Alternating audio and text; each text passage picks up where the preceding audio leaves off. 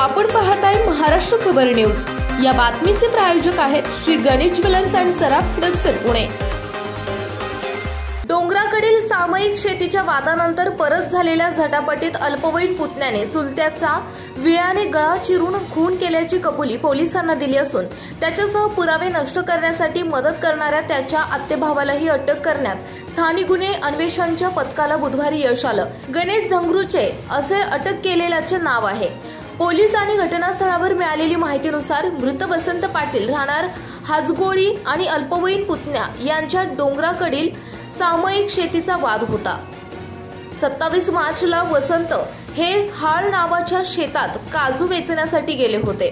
त्याच वेळी पुतण्याही बकऱ्यांना चारा आणण्यासाठी तेथे गेला होता। मात्र त्यांच्यात पुन्हा शाब्दिक बाचाबाची झाली।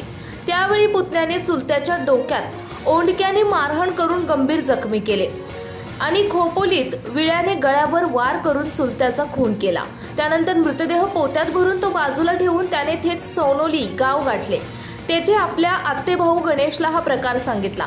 मग परत दोघांनी हाजगोळीला येऊन मृतदेह चारचाकी गाडीत घालून तुर्केवाडी जंगमहट्टी दरम्यान असलेल्या हाजओळ नदीवरील बंधाऱ्यामध्ये आणून टाकला।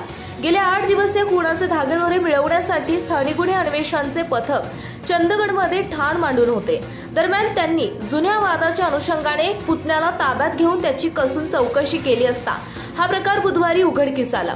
स्थानिक गुन्हे अन्वेषणाचे पोलीस निरीक्षक रवींद्र कळमकर आणि त्यांचे पथक चंदगडचे पोलीस निरीक्षक विश्वास पाटील, सहाय्यक पोलीस निरीक्षक अली मुल्ला, पोलीस उपनिरीक्षक शेखर बारामती, हवालदार अमोल पाटील यांनी या प्रकरणाचा छडा लावण्यासाठी परिश्रम घेतले।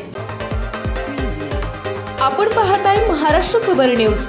या बातमीचे प्रायोजक आहेत श्री गणेश ज्वेलर्स अँड सराफ दक्षिण पुणे।